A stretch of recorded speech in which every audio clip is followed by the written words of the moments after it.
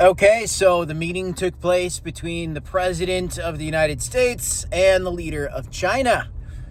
And we had some tariff resolve, but yet Bitcoin was down to $108,000. And a lot of people were excited over, well, a few things this week. A lot of bullish news that could have potentially played out this week. Yet we have Bitcoin down to $108,000. What the heck is happening? Why are these markets so weak right now? And what went on between the U.S. and China? Well, welcome back to the Crypto Report, everybody. I'm Crypto Kip. I want to talk to you guys about this because there's two stories. One, Fed rate cut. That happened. That should be bullish. Two, tariff resolve. That happened. That should be bullish. Yet, markets are dipping. First of all, yesterday, that was not as bullish as it should have been for two reasons. One, we knew Fed rate cuts were coming, and the markets had already priced that in. And so, little buy the rumor, sell the news event on the Fed rate cut occurred. But what made that even worse was that the Fed came out and said that all this certainty over the December meeting rate cuts, yeah, well, that's not correct. We shouldn't have certainty that there's a December cut coming. And the markets were anticipating that, so we had a little bit of fear based on that language used by Fed Chair Powell. Another thing we have going on is you have item number 2, which is tariffs that happened, the meeting between the president of China and the president of the U.S. today. And this tariff conversation was supposed to be a bullish one. If we saw resolve and the 150% tariffs eliminated from the U.S. and they had some kind of agreement, and so then the U.S. wasn't going to put in these tariffs on China, then all of a sudden we thought, okay, well, maybe markets are going to pump on that. Well, we knew there was going to be resolve because there was a lot of teasers coming across the course of this last week, and we saw these teasers in the media, in the press. A lot of politicians were talking about it, and I'm going to park now. I was just driving down the street here. A lot of these politicians have been talking about this, and we knew there was going to be some likely result. Well, the concessions and the debates between the president of China and U.S. found some resolve, but it's really just a 12-month delay. And so, essentially, tariffs haven't gone away, right? They just got delayed.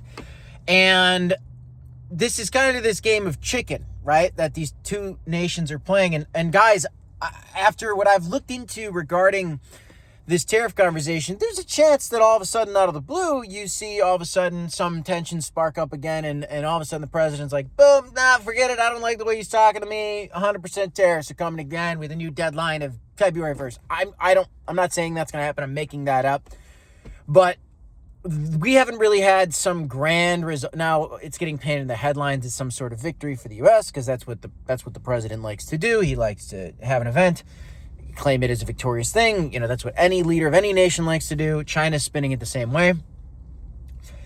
But there's still a lot going on, and there's still a lot unresolved between these two nations. A couple concessions from each nation, but from what I'm seeing in the headlines is China's still in an advantageous position regarding this negotiation. And, a lot of people like to criticize the president of the U.S. and say, well, he looks like, a fool, and he did a bad job here, whatever.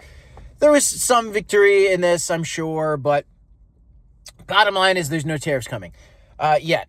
So we should look at that as a very bullish thing, you'd think, right? Well, markets are dipping, which tells you that when you look into the details of this, there's no certainty with just general global trade going on right now.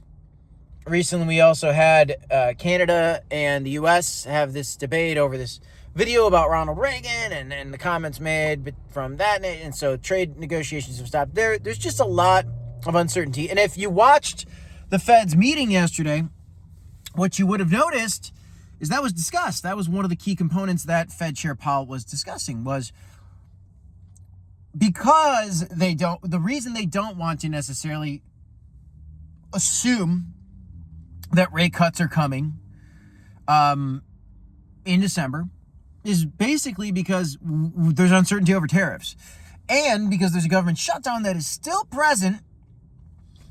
So they're lacking the proper economic data to make a fully educated decision. They were kind of flying blind yesterday. Another reason markets didn't really like that. And you add all of this on top of the fact that a Bitcoin bull market from the bottom to the top lasts just about 1,070 days. And news alert, my friends, technically that stretch of bull market, based on that historical length that it lasts, it's already past the 1,070 day mark. Now, does that necessarily mean we're going into a bear market from here? No. But historical data would suggest that we must have it as a consideration. Now, the tariff resolve was supposed to be bullish. The Fed rate cuts were supposed to be bullish. Here we are at $108,000 today, and fear is striking the crypto market once again. Yesterday, I talked about a story how Tom Lee was talking about a potential 50% retracement being possible for Bitcoin still. I've always believed that. I've always believed there's bear markets possible still. All that being said, there's so many bullish catalysts that could line up to keep crypto pumping. This time it's different. The super cycle idea is real. It's a real idea. I understand it. I understand it better than most. I only say that because I literally have a YouTube channel where we've done over 6,000 videos about this crypto market. 6,000 videos. It's months of my life on video with months of research, years of research behind each video. And I feel like I've got a decent rap on this market. I am not a financial advisor. I'm not here to give you financial advice, my friends. But what I'll tell you is this. These short-term stories, they're great for a YouTube video, and they're great for trading. And by the way, if you want to do some trading on your own, do your own research as always, my friends. But there are affiliate links in the description of this video down below. You want to trade through what you think is a continuation of a bull market or into a bear market. You want to short the market in a bear market, or you want to long through new all-time highs because you think it's going there, or you want to make a quick swing trade. You could trade to every side of the market on all your favorite coins on a lot of these affiliate links in the description down below, and there's sign-up bonuses there for you. But what I want to tell you guys is this. Zoom out and understand that Bitcoin is more popular than it's ever been before. It's more discussed than it's ever been before. It's more compared to gold than it's ever been before. And gold just exploded to ridiculous prices.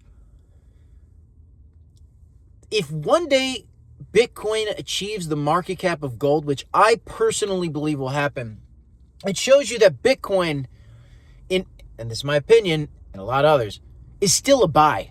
I know we like altcoins. We want an altcoin season. Fed rate cuts and the money printer turning on and going brr, as we like to say, is something we want to see. I still believe that it's possible. I am not calling it a bear market yet, but I am telling you guys that for the long term, in my opinion, Bitcoin is the safest. Altcoins can be awesome, but if we don't get that altcoin season, altcoins will present a tremendous amount of pain. Altcoins will crash 95+%, maybe 99%, some of them. Probably not XRP, probably not Solana, right? We're not going to get a 99% crash for some of these top altcoins that have ETFs, but bear markets still exist. And if you're trying to learn this crypto space and get better at it, the people that succeed the most buy Bitcoin in a bear market. From what I've seen, they buy some altcoins as well. The top ones like Solana, if you bought Solana in the bear market, you made it. That was one of the best plays you could have done. The safest play that you could have done in terms of top altcoins. Again, continue to dig into the stuff for yourself. I want to give you guys this video. I'm on my way to a little Halloween networking event, so I got my pumpkin sweatshirt on, but I want to give you guys a little video here today. Smash the like, subscribe to the channel. This is the Crypto Report. I'm Crypto Kip. China, U.S. tariffs, a little bit of resolve, but the markets are still spooked. Leave your thoughts in the comments below. Peace, y'all.